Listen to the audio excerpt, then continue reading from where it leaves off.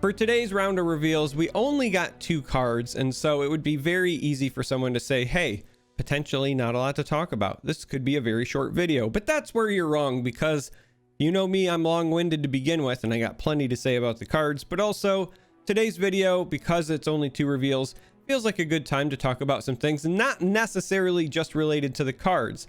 For example, I'm going to start with, if you're new, consider subscribing, and if you're not new, but you're watching my videos and you're not subscribed, rectify that. It's free, it's a button, and it helps me out immensely. Hit the like button, do all of that stuff. But also, besides the salesmanship stuff, you could say, hey, Charmer, what's up with your shirt? Well, I'm wearing a green shirt, and the green screen doesn't like it, and so it looks like I'm a television racked with static, but I am way too lazy to go change it. So you get this in all its glory for the video. But the big thing I wanted to mention, all jokes aside, is that yesterday I announced on Twitter, speaking of places that you should follow me there if you're not already, but I was invited to the League Partner Program. This is something that Riot does for originally League of Legends content creators, but they have expanded that to Teamfight Tactics and Legends of Runeterra, and they provide some additional support to content creators who are part of the program.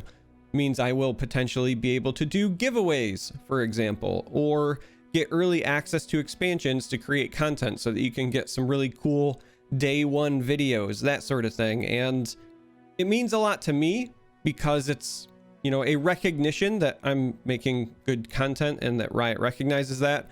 But also it means a lot to me because I could not have done it without viewers. So whether you watch me on Twitch when I'm live or whether you watch me here, just know that I appreciate you. This is my sincere, heartfelt thanks because it is a big deal. So thank you. But now we're going to talk about cards. Okay, now that we got that out of the way, we need to talk about Ruined Reckoner, because I think most people, when they see this card, are going to have immediate flashbacks and potentially feelings of despair, because I think the words free attack has us all on the edge of our seat at times. But Ruined Reckoner is a 4-cost 4/3 out of Noxus, and it says, when I'm summoned, create a Midnight Raid in hand. Midnight Raid is a fleeting slow spell. It is a 0-cost slow spell, and it says an ally starts a free attack. There is a lot that I like about this card. On the one hand, it is understated. A 4-cost 4/3 is not a lot to write home about, and even more so when there are no relevant keywords or anything else there. But the summon effect is good. It is a summon effect, not a play effect. So again, if you watch my videos, you know I'm very big on summon effects. So you can abuse it with all of the Shadow Isles, Revive, Trickery, Callista, things like that. You can flicker it with cards like Hourglass. The list goes on, but I always like to highlight that because I think that is an important piece. Play cards, you specifically have to bounce them back to your hand. They're a bit more clunky, but this one, you can just get some value. Now, obviously, the most important part about Ruined Reckoner is actually Midnight Raid, and this card is very important because it is a 0-cost slow spell that lets an ally start a free attack, and free attacks are very, very good in this game, it turns out, but even more so, you get to pick the ally, and so that in and of itself opens up a world of opportunities. In the past, if you wanted a specific ally to get free attacks, you had to do some silly things, whether it was use Cataclysm. Now, in some cases, Cataclysm works in your benefit, right? Champions like Renekton, for example, they want to do the challenging anyway. So have at it, Mr. Crocodile. But for the most part, if you're trying to get a free attack with, let's say, Teemo in the past, there wasn't a great way to do that outside of just straight up rally effects, where this card allows you to maybe sneak in an extra poke with Teemo. If you wanted to run like PNZ Noxus Burn, but you also wanted extra attacks with your favorite Yordle, then now you can do it. There are other ways that you could try to give certain units multiple attacks. Obviously, Commendation comes to mind and giving your unit Scout, but that's not quite the same as a free attack, and specifically the free attack is important because you can do it on your off rounds, meaning the rounds where you don't naturally have the attack token. That matters in the case of something like Lurk, like we all know, though I don't think Noxus is really going to have that pairing, but it does matter for somebody like Misfortune. And Misfortune is somebody who has been paired with Noxus quite frequently. Now, I don't know if Ruined Reckoner will be good enough to crack the pirate lineup, but this is potentially pretty dangerous with somebody like Misfortune. Or if you're thinking about other Noxus pairings that like attacking, Azir Burn is again another archetype with Noxus that likes those free attacks, likes those triggers. So I think Midnight Raid is very, very interesting. It's also something that targets an ally. So Action is obviously on my mind, and even during the reveal video there was that hint that maybe you play Action with Noxus because of Riven and the Reforge mechanic and all of those kind of cheap self buffs that you could get going with Action. Well, if you're doing the Riven thing, Ruined Reckoner's really good with Action, because not only do you get the ally targeting portion, but because Action likes to strike things, because that's one of the ways that you speed up all of the landmarks that he either creates or interacts with. Well, it turns out one of the best ways to strike things is to just attack. So taking a free attack with an Action is also pretty cool, right?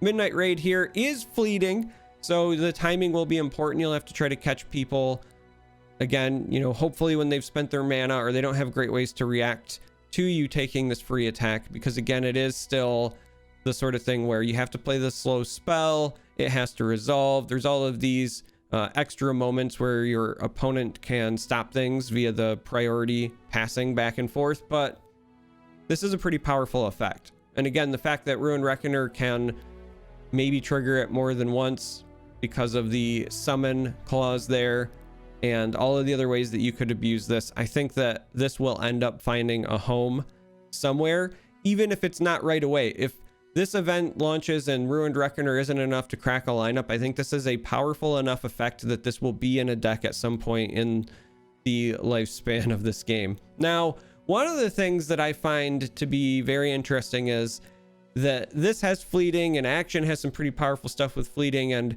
I haven't yet really talked about stress testing and the impact of that card, but we are getting enough really powerful effects that are fleeting that you might want to save until later, that I kind of want to start playing around with stress testing for more than just the draw clause, but instead the like keep your fleeting cards.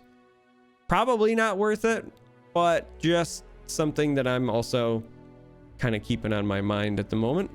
The other card that was revealed today was Retired Reckoner. Now, I know my head and chair are kind of covering the health here, but this is a 5-cost 2/6 from Noxus. So yes, that stat you can't see behind me is 6. And it has the Overwhelm keyword, and it has the text as well. When you target me, grant me +1/+0. This card is interesting to me because when you play it, it's not very exciting. There is not much to write home about this. The 6 health is nice. That is a great blocker. Can soak a lot of damage. That's the same health that, say, like Thresh has, for example. But you don't get the cool effect of Thresh, right? And you don't get the nice challenger keyword like Thresh does. But Overwhelm is still a very relevant keyword.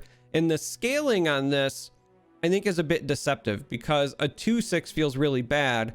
But when you are thinking about how quickly this can grow and become relevant, it does not take much. If you're playing this with Riven, which is where I would expect this card to be played, or at least I think that's its intent, all it takes, for example, is the +2/+0 blade piece, and this is a 5/6 for that round.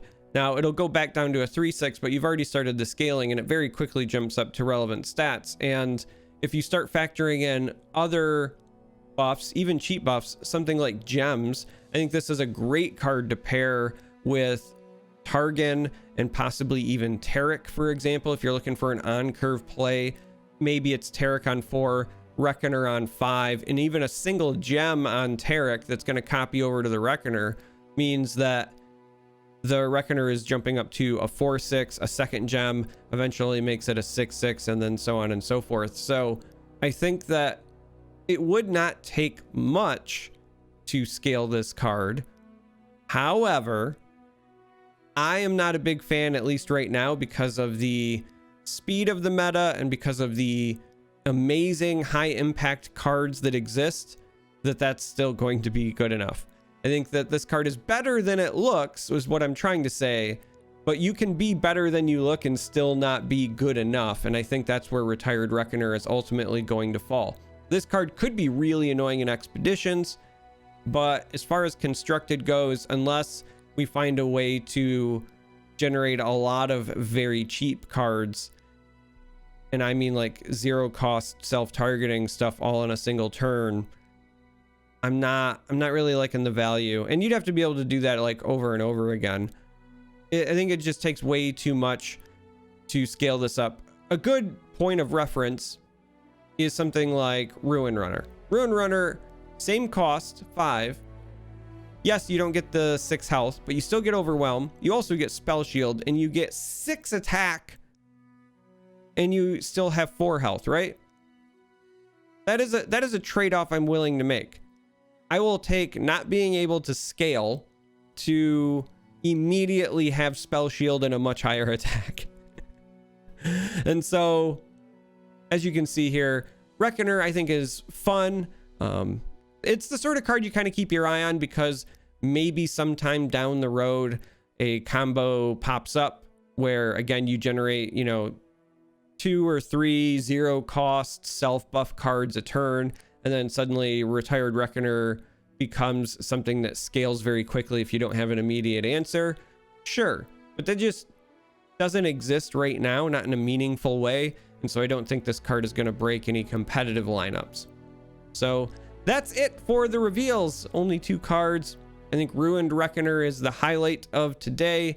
Midnight Raid has a lot of applications. As I said before, if it doesn't end up finding a home, it will at some point in the lifespan of this game. I think that the card is that good. So if you made it this far, I love you as always. Thank you for watching, and until next time, may you walk on warm sands.